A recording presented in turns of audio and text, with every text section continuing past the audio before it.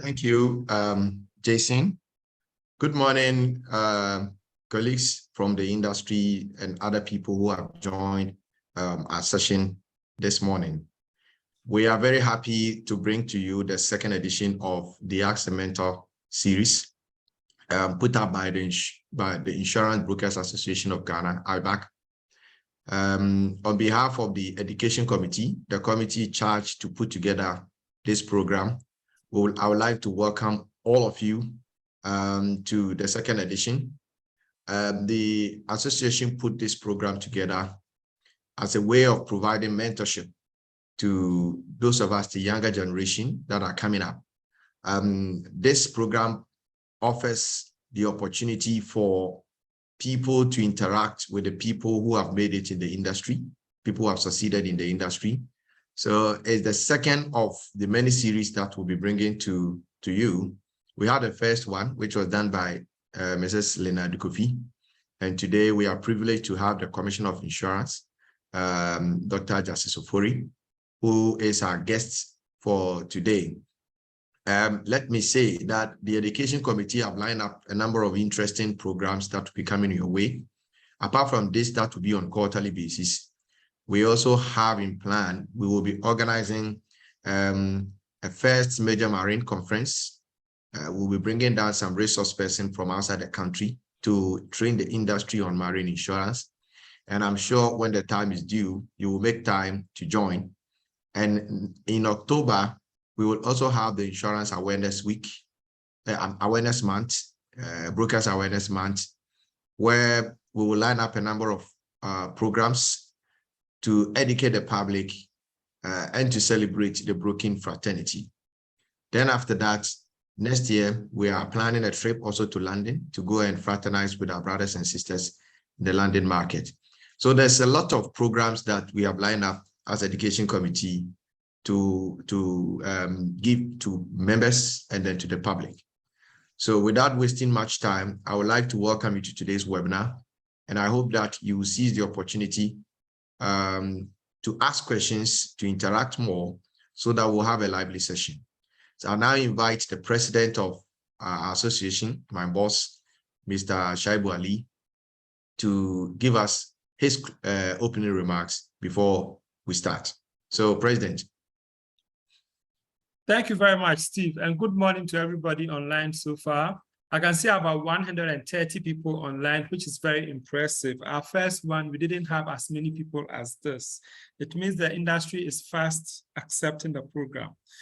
Steve has told you everything about the program that we are going to do this morning. All I want to say is that I want to thank the Education Committee and then the IBAC Secretariat for the good work that they have done so far as these series are concerned. A lot of work has gone into this and it has not been easy at all.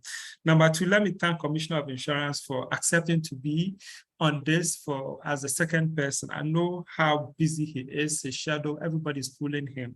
And so to put down his time for the sake of IBAC and then the future generation of the industry, I think that we need to commend him highly for that. I'm also happy about the person who is going to be talking to Commissioner, i.e. the interviewer or whatever, William Wood, one of the brightest future stars of this industry, no doubts about that. And I think that for such a team, we can only be thankful for them. For Commissioner himself, I think that Commissioner is someone, if you take out insurance broking, he has virtually operated in all aspects of the insurance industry. A loss adjuster, stroke assessor, underwriter, insurance educator, and now a regulator. We cannot have a better person to talk to for the purposes of the youth. And this is someone who relates very well to the youth as well as the older generation. And so the Commissioner is the best person that we can listen to today. We know where he has come from up to this point, and then where he is going to up to this point. So guys, let me not take the time off what Commissioner has to say. I'll sit back and leave everything in the able hands of William and Commissioner and see you on the other side. Thank you very much, guys. Okay, so thank you, President, for your kind remarks. So we'll now go live to the studio. And then I'll hand over to our moderator for today, Mr. William Wood. who is going to moderate the session. So back to you, studio.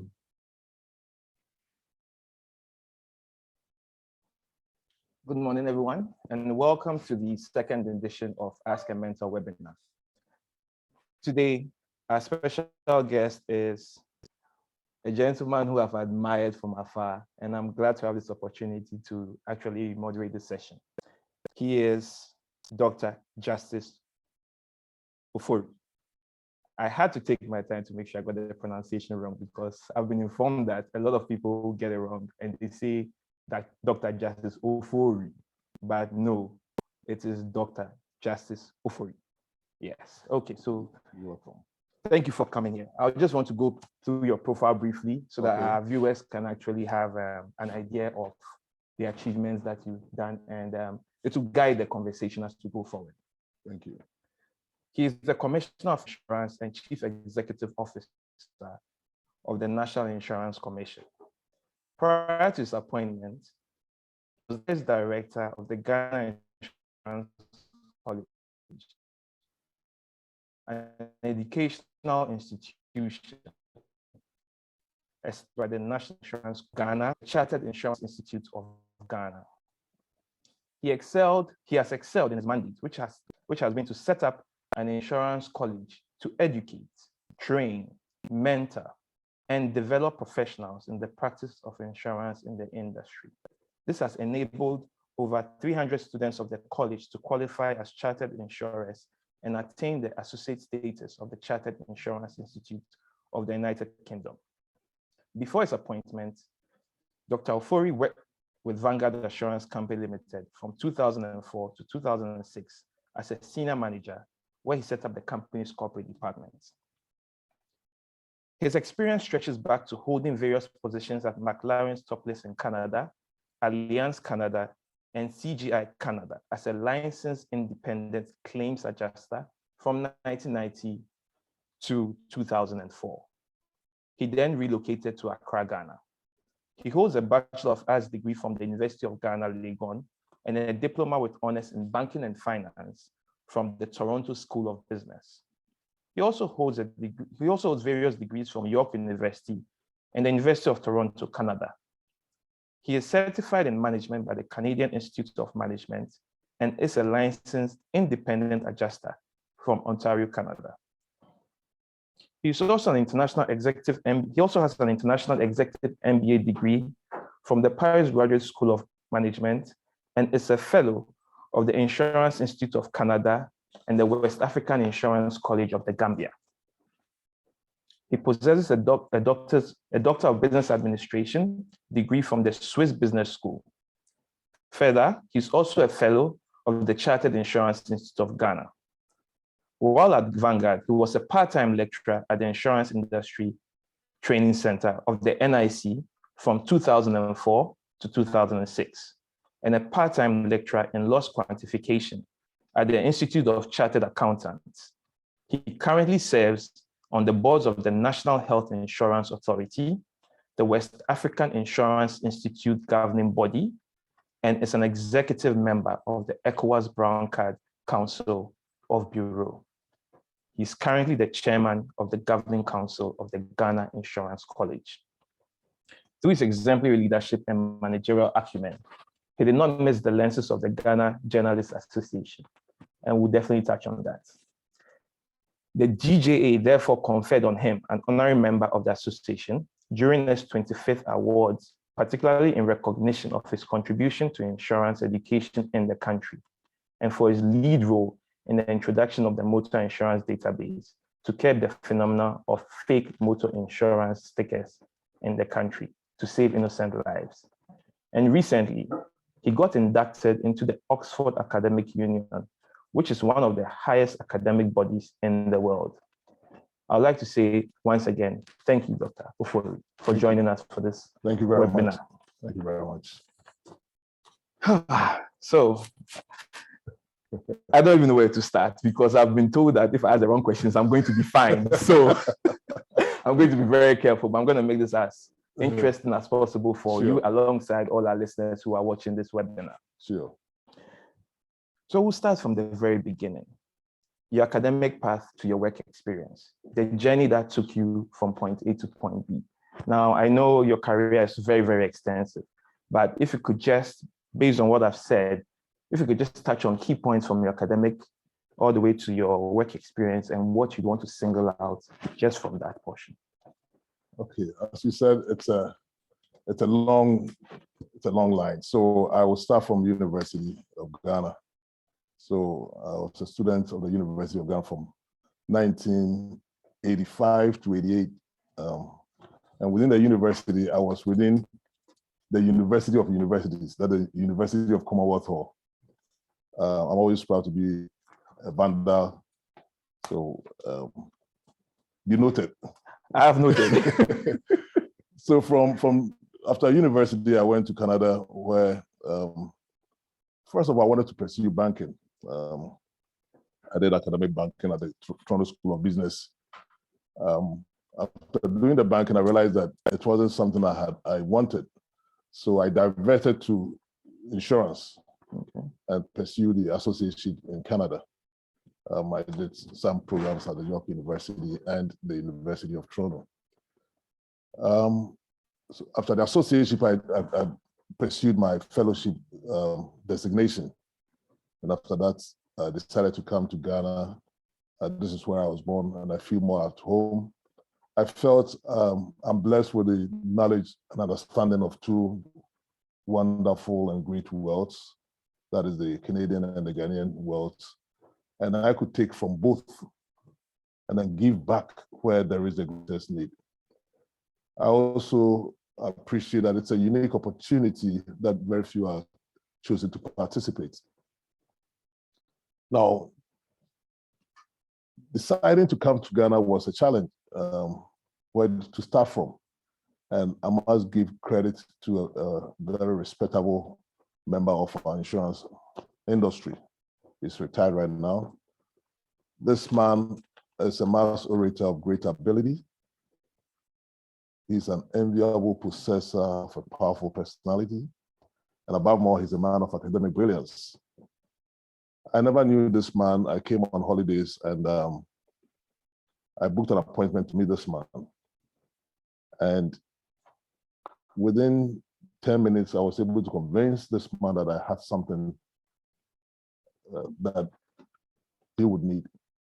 And it's in the presence of Mr.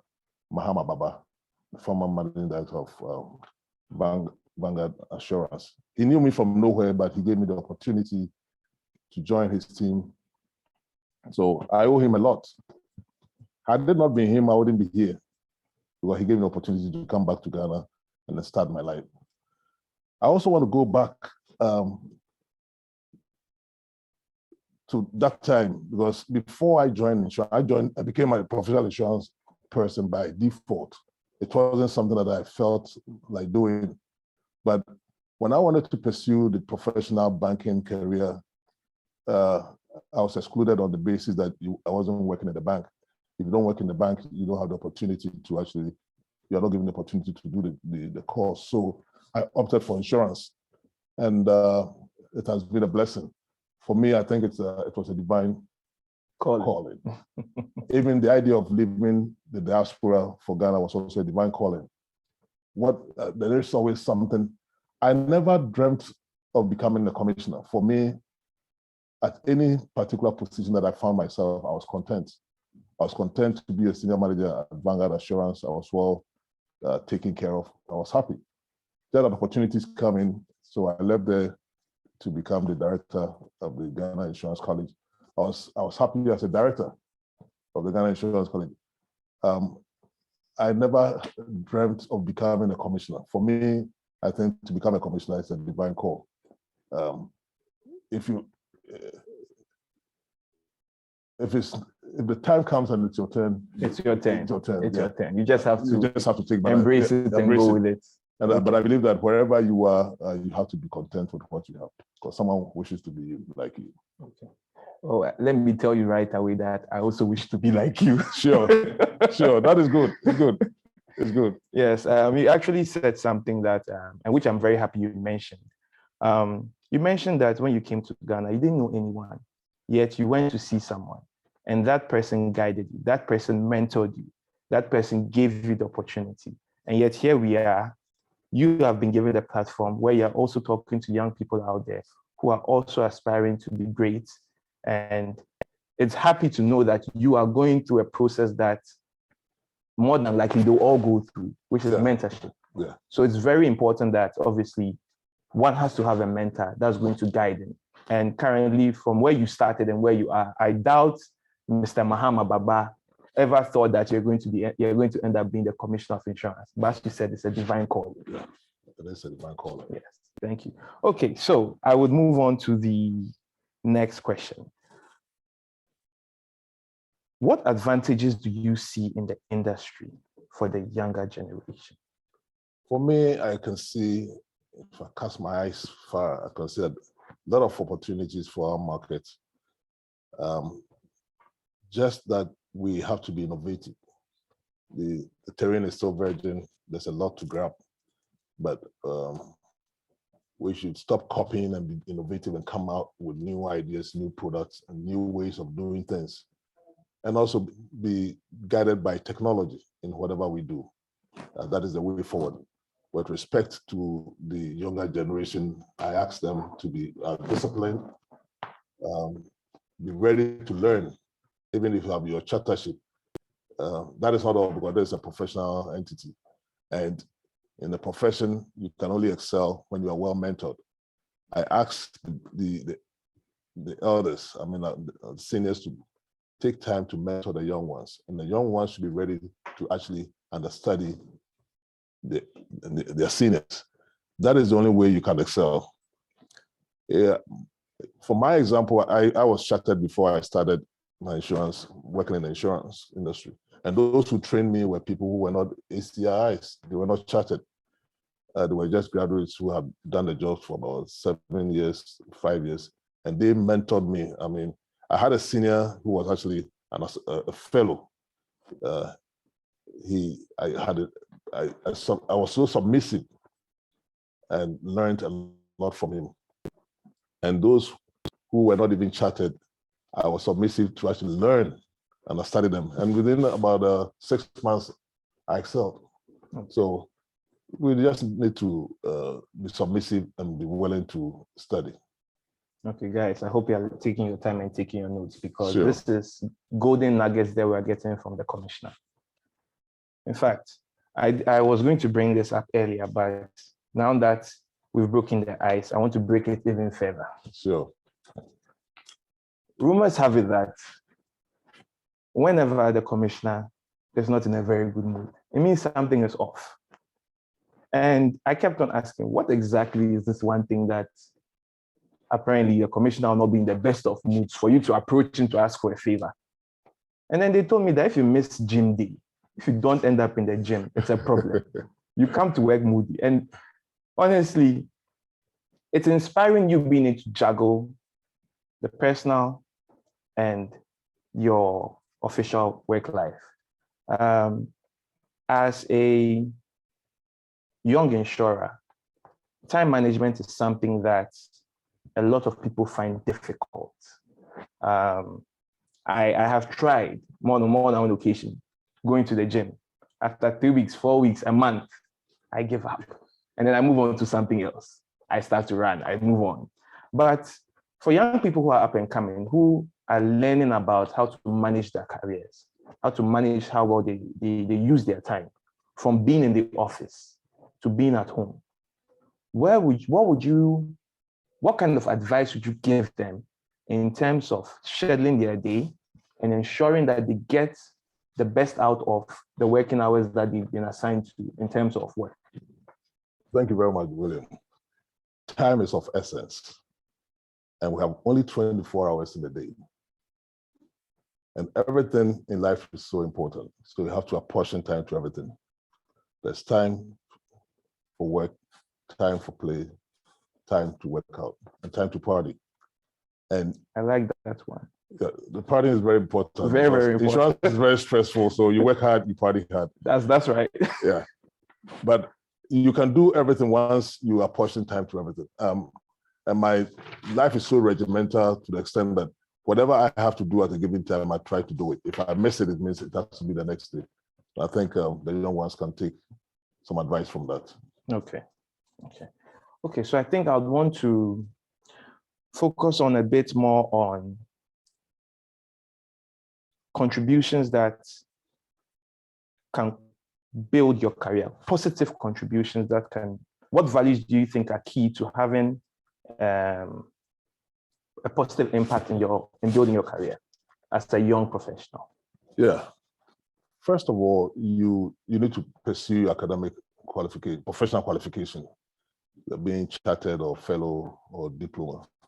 You have to be hardworking. You have to be disciplined, manage your time, and be productive. You also have to make sure that if it's not yours, you don't take it. Okay. If it's not right, you don't do it. And if it's wrong, you don't say it.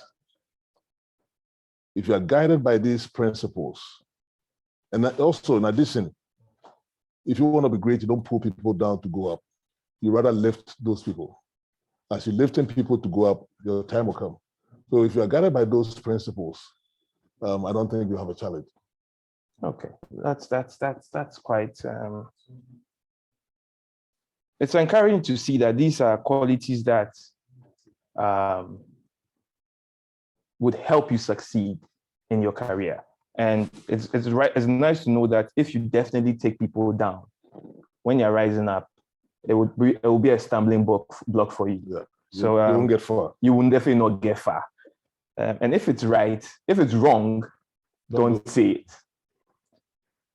So, Mr. Commissioner, sorry, Doctor. I think I have to emphasize on the doctor. I'm still a mister. Good. What are some of the hard choices that you've had to make to get where you are in your career? And we know that you had to relocate. As you said, there was a reason for all of that. You were director of the insurance college. You are now commissioner of insurance. Along life's journey, what have been those significant challenges or hard choices that you've had to make along that path? That naturally, you would expect that young up and coming people would naturally go through that. And how would you advise them to navigate out of the hard choices you had to make? Good. Every situation calls for different approach or solution. But the most difficult choice I had to make was when I decided to relocate to Ghana. I had my family well established. My kids were young. The youngest was probably around four years. And I had to leave my family to resettle in Ghana. An environment where you are not very much familiar with the terrain. And then the challenges you face when the families are apart, when you don't have the fatherly care. So these were some of the challenges I faced. And actually it was a challenge, but sometimes you just pray that your calculations are right. Luckily, I have a wife very dedicated and very strong. So in my absence, she was able to actually manage the kids even during my absence. And that is what actually I would say was a challenge. And anything that you do to separate the family, it's a challenge because you don't know the kids at a certain age, that is when they need proper parental care. And if the father is not in the house, it's worrying. I would say that was my greatest challenge. Okay. Well, I believe you just answered my next question, so I'm not even going to go there because we were going to talk about family life. But maybe I'll just hover around that for a minute. But before I get there, I'd like to let our guests know that if they have any questions, they can put it in the chat box on the Zoom platform, and we'll obviously ask those questions to the commissioner. These are questions that are related to mentorship. So I want us to ensure that our questions are quite directed. Thank you. So having made the move from Canada to Ghana, and having started your work career in Ghana at Vanguard. How was the transition moving from Canada to Ghana in terms of attitude to work, in terms of motivation, in terms of rapport with your colleagues? How was that transition? Where, I mean, I'm sure there were challenges in there because obviously you would look at things in a certain way as compared to the Ghanaian market. But overall, I mean, where were the challenges when that transition happened, when you got into the Ghanaian working space and past Vanguard, even to being director of the college and being the commissioner of insurance, that balance with your family? How has that been? Yeah, you know what? Life is full of risk. Exactly. So every decision that you take comes with some risk, and you have to look at how you are going to mitigate the risk so that you can actually have some shocks to absorb any negativity. The first challenge was culture. The first challenge was culture. Okay. How to actually make people understand the culture that we are actually trying to introduce. And secondly, making people think the way you think. It was a challenge, but the luck that I had was that I was employed to set up a new department. So I was able to instill a new culture into these people. As I mentioned earlier, my family wasn't here, so I was here by myself. So from work, you go home, you just enter your room, put on the TV, and that was it. You're waiting for the next day. Oh, you weren't going to the gym at that stage? No, you go to the gym. Oh, okay. I mean, I work, gym, and then. So you've been gymming since? Since I was a teenager. Whew. So it's. That is dedication. Yeah, it calls for a top discipline. Yeah, and you should be ready to actually absorb the pains. Yeah, you have to wake it to the body, else you can't do it. You can't go far. So this is just on the side. Do you miss leg day? No. You never miss leg day. Okay. For those of you that go to the gym a lot, you'll understand exactly where I'm coming from with this. Okay. This is actually a question that came to me this morning, and I felt that it would be nice for a young person like myself to ask this particular question.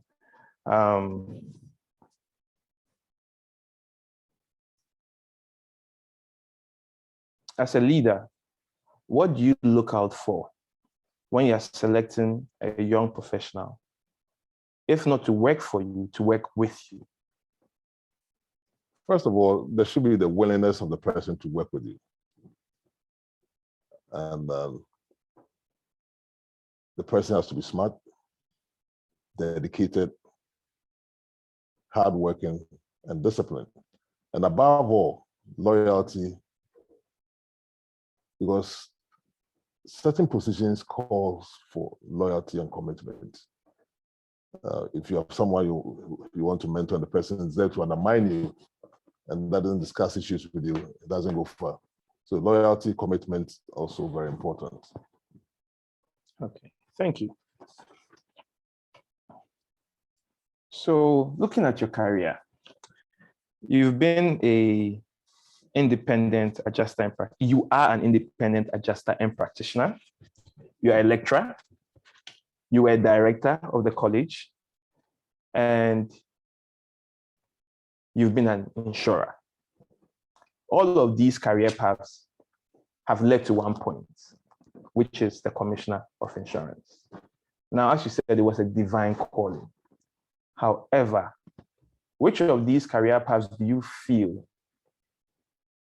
has contributed significantly to the position that you're in right now? Do you feel all the three in one way or the other have contributed, or you feel that one particular path stands out on your resume? Yes and no. I mean, the career, the experience, they're all there. But the soft skills, the society, because you don't become a commissioner just because you have numerous designations. But it's a decision someone has to make to appoint you. And I believe they'll probably do some consultations before they make the appoint you. So I believe that the totality of your personality, from your how affable you are, your dealings with others, your morals. There are so many things that come in place before you get there. You don't need to have all the qualifications I have to become a commissioner. It just happens that I have it. But if you have the basic and society, the way even your industry, if you don't have the support of your industry, I don't think you'd probably be there. Okay. So it's a number of so many things I probably can't put a figure to. Okay. Yeah. Well, we've taken note of a few of them, so Sure. we'll definitely use that to guide us. Sure. What would you say is the single most important decision you have made in your career? The second most important decision, I think every decision I have made was very important. From going to Canada, deciding to do insurance, and for going banking, deciding to leave the comfort of the Western world to come home and work for my country, deciding to leave my comfort zone at Vanguard when I came, to take a risk, to manage, set up an insurance college that is supposed to be self-sustaining. I took a pay cut to take that position. Motivation. But you're looking at what you can actually give to society. Okay. So you getting me? So yeah. And it's very, you need to have passion for what you do. And when you have passion, that is when the divine calling come in. Okay. Yeah.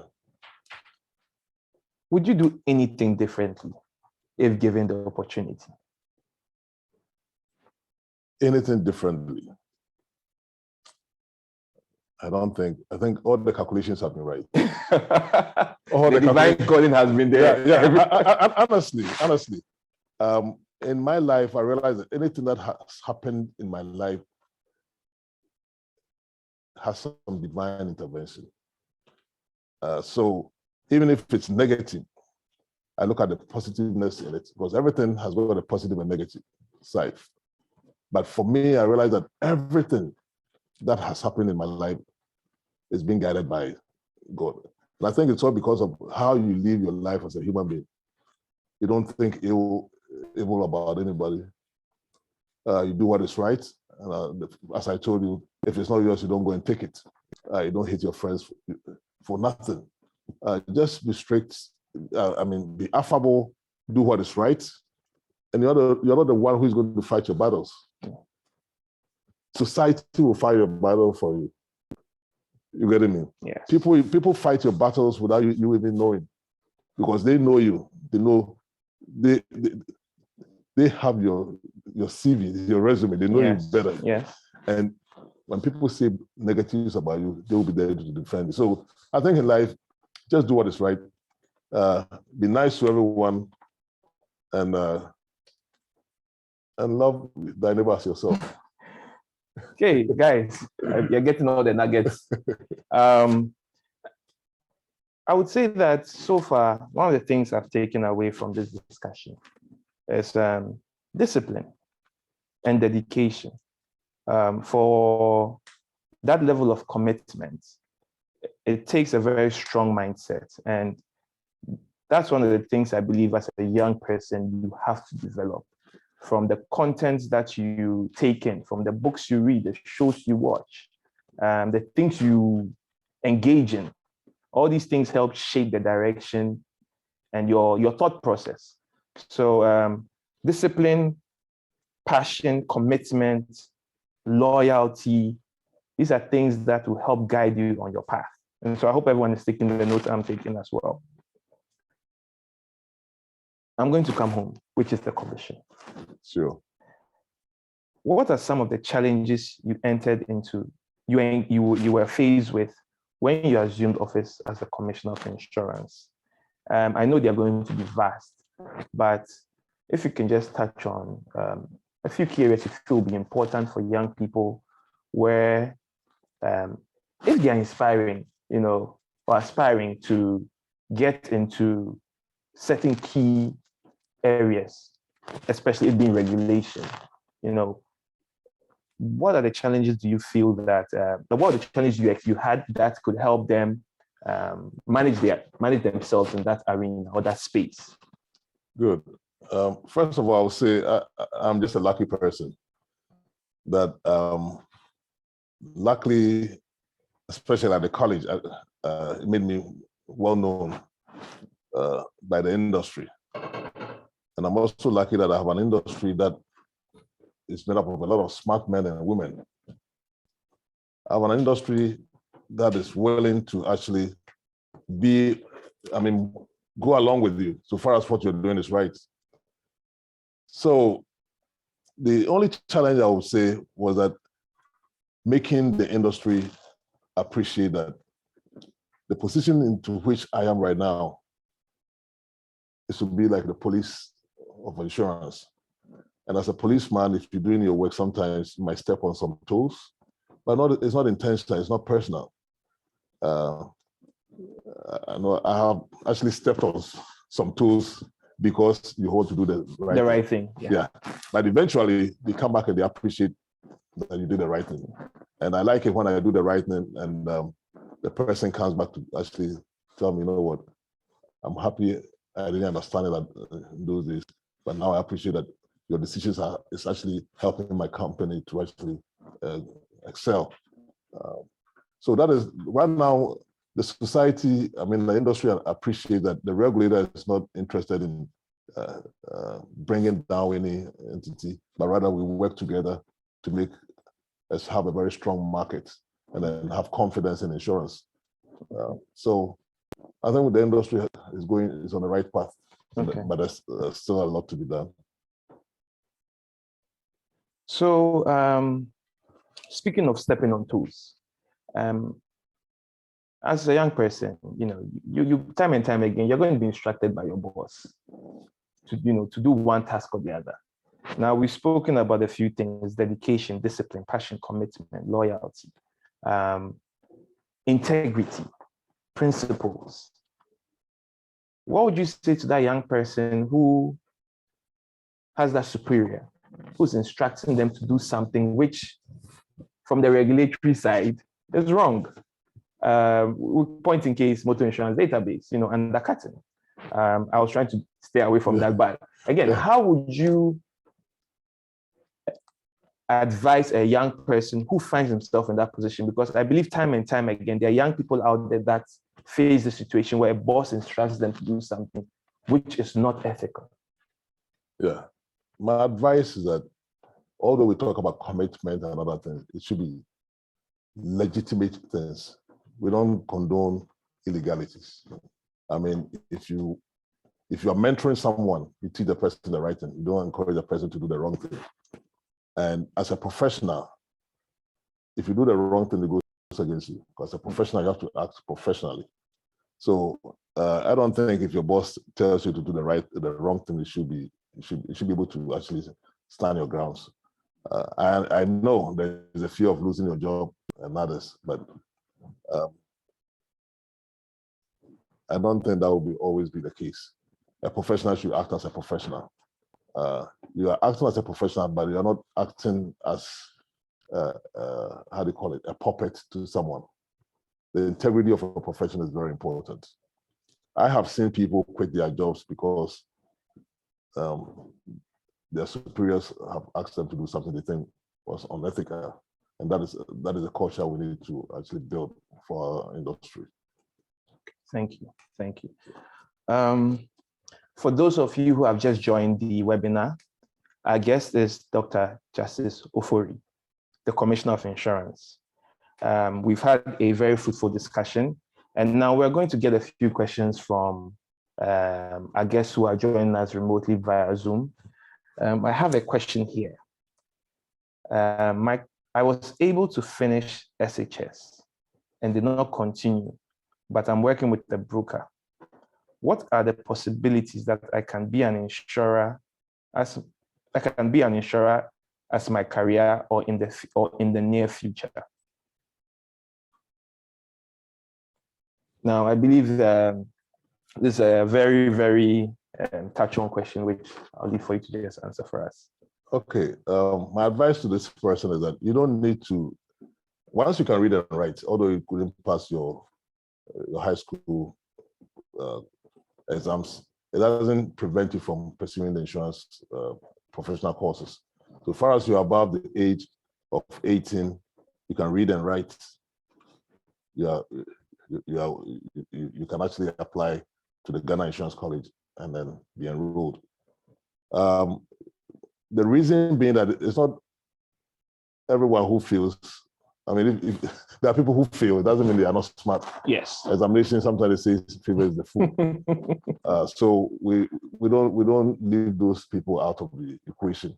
If they think they can read and write and absorb what the content, they can enroll at the Ghana Insurance College and pursue the professional qualification. Okay. In fact, another question that's coming, it's actually quite an interesting one. A listener wants to know if you've ever had to deal with imposter syndrome at any point of your journey. If yes, how was it kept in check? Imposters.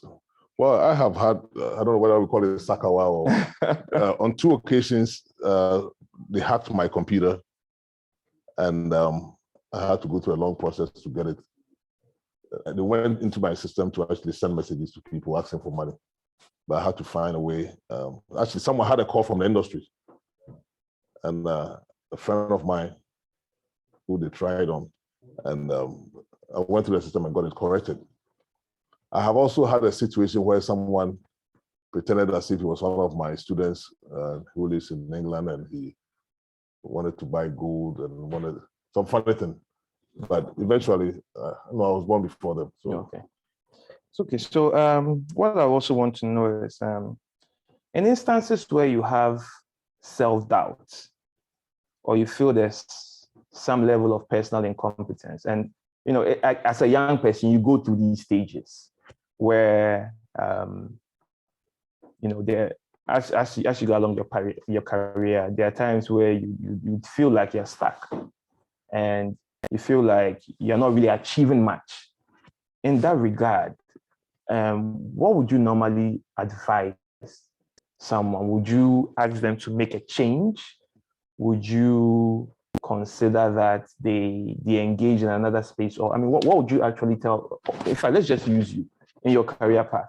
Have there been stumbling blocks? Have there been moments where, as a young Dr. Justice Fufuli, where you felt like this really isn't it for me? What did you do to help turn around that that ideology? Because you did mention that you realized banking wasn't for you. So I know that was definitely a stumbling block. But then within the industry, after you got settled and you were working full time, be it as insurer in Vanguard or the director of the GIC or as commissioner? Unfortunately, I never faced that situation, but I'll try and answer. If I were faced with such a situation, I would do a self-assessment. Okay. Especially if you are pursuing a course and you're always failing. You have to ask yourself, is this for me? Some people are born to be doctors, others are born to be accountants, others are born to be English masters, mechanics, and others. So look at where your strength is and pursue it. It doesn't matter which profession you engage yourself in. Success is success.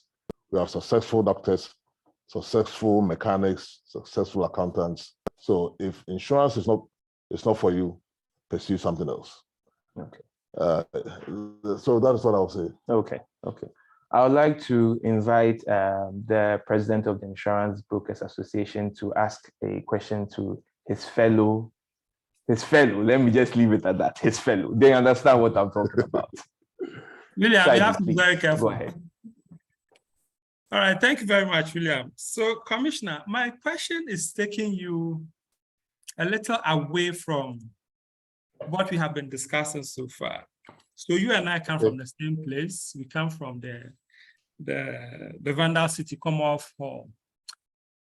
I want to know what role vandalism has played in your life. Let me give a little context to this question. When I came to Commonwealth Hall in 1993, you had left like 5 years earlier. You had completed school and left. You were the celebrated commander of the Vandal militia. We heard so many tales about you even before we started seeing you. As we speak right now, you are the Greater Accra Regional President of the Old Vandals Association. That attachment to vandalism is there. What is it? What role has vandalism played in your life? For me, what I am today, vandalism accounts for about 60% of it. I don't know of you. That's what I want to know. Thank you. Thank you very much, Shaibu. As I said earlier, I was a vandal, still a vandal, and would die as a vandal. There is something about vandalism. If you go to the University of the Universities, that is the University of Commonwealth Hall, it's a different environment. We love each other, we are disciplined, and you're trained to love yourself and be a servant to others. Now, vandalism is a way of life. It's a way of trying to attain the state of perfection. But no one has been able to attain the state of perfection, although we all thrive, apart from Father Bacchus. And I believe that the idea of trying to always be perfect makes you a better person. It doesn't, complacency doesn't set in, because a state of perfection is something which you try to attain. Just like trying to be, as a Christian, you want to go to heaven. You cannot say, I've been good today, and so you are stopping. Whether you've passed, you're an old vandal, a current vandal, an ancient vandal, whatever, that idea is always in you. So anywhere you go, it has an impact on the work you do. That if you are put anywhere, you have to try and go beyond. You have to excel. Don't be like the ordinary person there.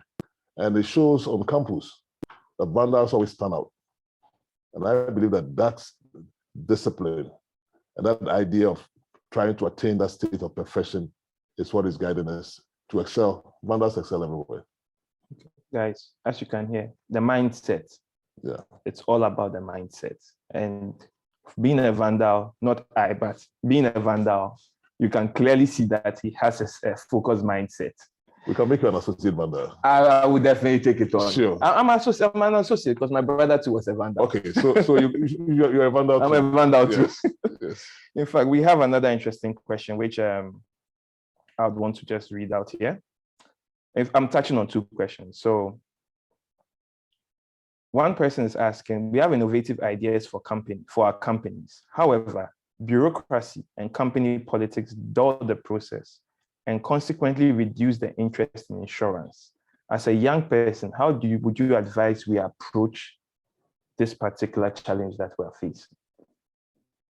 Yeah, I see bureaucracy as a problem in our country in general. But sometimes because of our upbringing, I believe in getting things done and trying things out. There's no way you can actually perfect something 100% before you put it into practice. If you want to perfect it 100%, the way the world has become so dynamic, things change every day. Yeah. You have ideas, you put it into practice and you try it. It fails, you try again. But the challenge will be sometimes your leadership, your boss. You have ideas, you explain it to your boss. Now your boss tells you to go and write a 12-page report and bring it. It's going to discourage you because you're not doing academic issues here. These are practical things. You get me? So we should be more interested in practicality more than theory. That is what actually kills the spirit of innovation. Okay. Another question is, how do you maintain a professional relationship between the older folks who many at times are busy and unavailable and to help you pursue. So let me take this again. Many at times, the older professionals are busy and unavailable, and the pursuit of them seems to be a bother. These relationships are these mentoring relationships are quite important for the advancement of a young professional. What would you advise that young person who is unable to get someone to engage, an older person who wants to get to mentor him, if they are unable to get a hold of that person or having access to that person, what would you advise them to do? What's the next call of action? First of all, if you want someone to mentor you, I believe that it should be someone who is actually practicing, not someone who is on retirement. If I want to mentor someone, I need to mentor the person as I'm working, because our profession is so dynamic and things keep changing. So someone, and the older ones need to mentor the younger ones as they are under the course of employment. That is when different scenarios will come and different solutions come in to resolve such challenges. For the young one, I mean, if you are someone who's not ready to mentor you, then you have to look for another mentor. Okay. Because there should be the willingness to learn and the willingness to actually teach. Yeah, so the two go hand in hand. Okay, we have one here. And let me ask something. I think the person also asked that the old ones difficult to find. Yes. I believe that we as an industry have a lot to do. Like the trade associations, let's say GIA, whatever. I think periodically we should have events and then invite them to attend, because it's probably like once you go on retirement, you're no longer remembered. Okay, no. So I think it's a good question this person asked. We have to look at how we can organize events that would actually encourage these people to come in. Yeah. So once again, I'd like to thank everyone who has tuned in.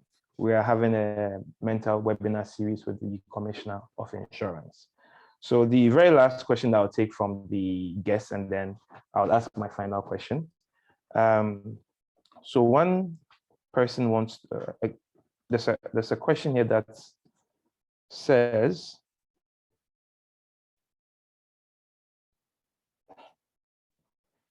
in terms of reading material, are there any books that you'd recommend young professionals to read, just to build a wealth of knowledge? I mean, for inspiration, what material would you recommend? Not necessarily a book. It doesn't have to be a book. It could be a TED Talk or whatnot. But what material would you recommend for a up-and-coming professional or someone who you are mentoring to help them excel in their career path? I believe the first set of books you have to read will be the professional textbooks, because you want to pass your exams. Okay. You need to read them. And secondly, you need a practical aspect. That is when the mentorship comes in, because most of the questions are more applied. Like you should have some practical knowledge. So you need some mentorship from work, plus the textbook that you read. With respect to other books, I think it's a matter of choice where your interest is. If you want to read fiction, science, wherever your interest is, because if you don't have an interest there and it's not an examinable document, you're not going to actually have interest in. Okay. Knowledge is everywhere, but at least listen to news, be very current. Yeah. Okay. You mentioned how you stepped on a few toes, and obviously a lot of these people are your friends outside the working environment. These are people you are very close to. In managing that relationship, and I believe young people also go through the same thing when they are working with their colleagues, in managing situations where you have ended up stepping on the toes of your, be it your superior or your colleague or your subordinate, what would you advise is the most approachable way of managing such a situation? Because obviously you have to ensure that you are being fair. So how would you get, what's your balance of judgment in such situations? For me, it's very easy. Taking a decision, I'm not looking at my relationship with you. I'm just trying to do what is right. And I explained to you why this. So I don't actually think of the aftermath. You getting me?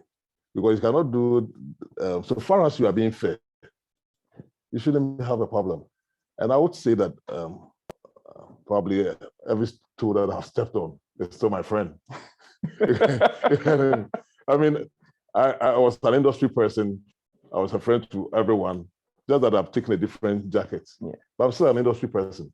But I want to have a very strong, in as much as protecting the interest of the policyholder, I still want to have a very strong insurance market with a level playing field where everyone is treated equally. So, I mean, tools that I've stepped on, they know when we meet, they'll talk, hey, justice. I say, yeah, but you have to. Exactly. Yeah, exactly. No, you did the wrong thing. So they appreciate that, you know what? Yeah, they were wrong or I did the right thing. And Okay. Once they don't have any ill feelings, I'm okay. Okay. Yeah.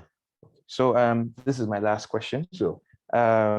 As Commissioner of Insurance, you have many achievements, and I'm sure there are more to come.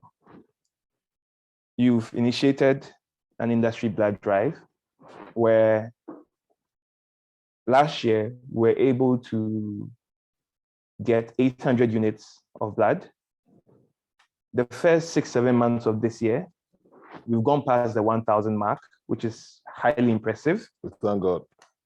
You were the first director of the Ghana Insurance College, and you helped set up the college.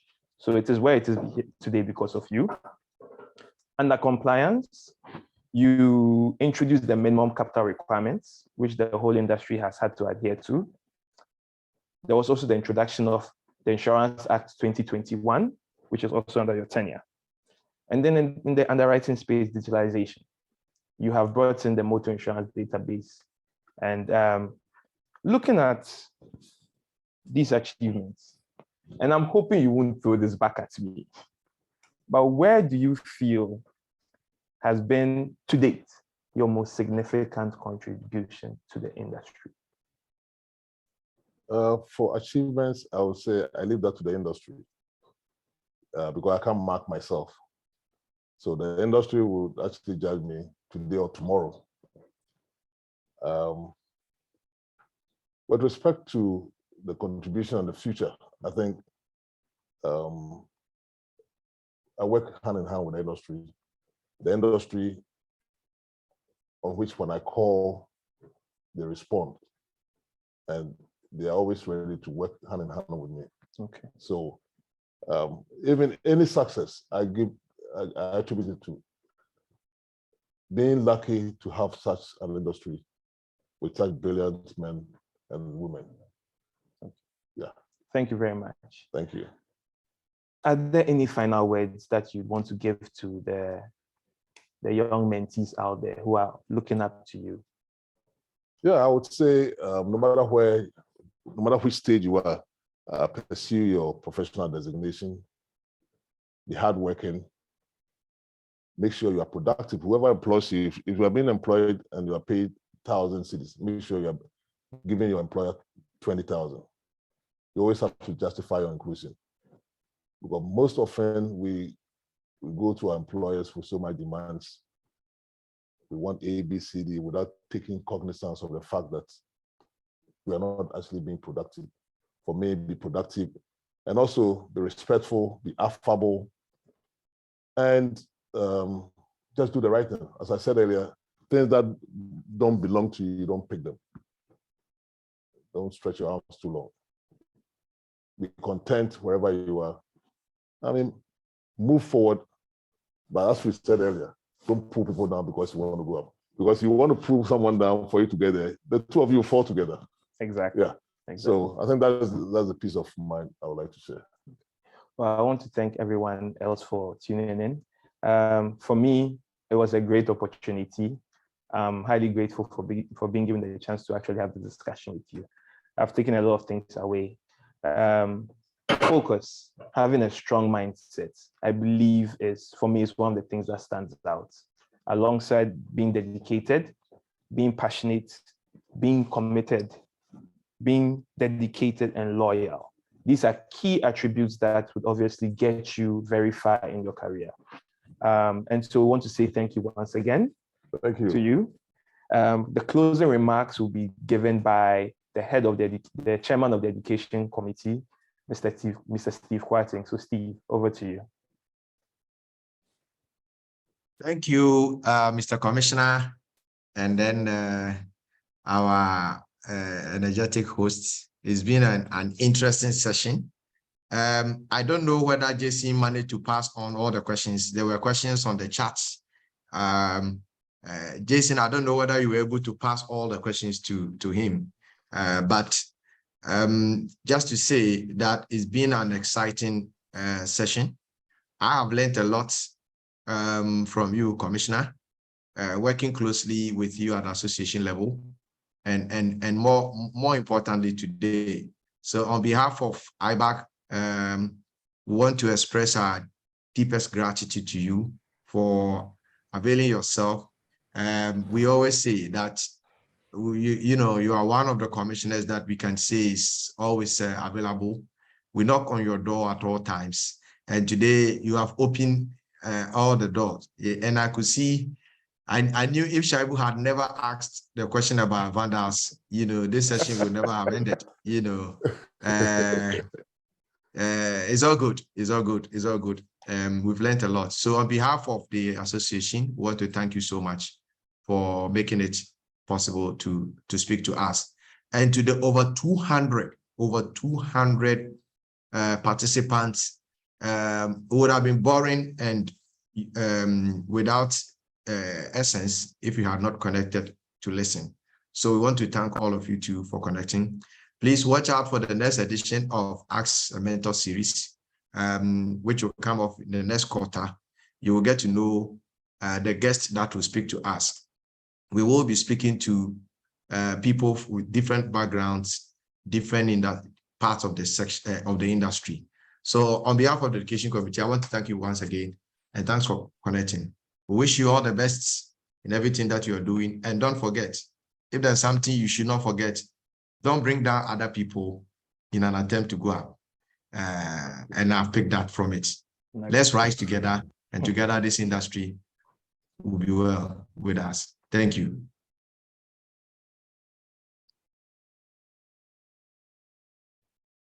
Thank you, Steve. Mics are up.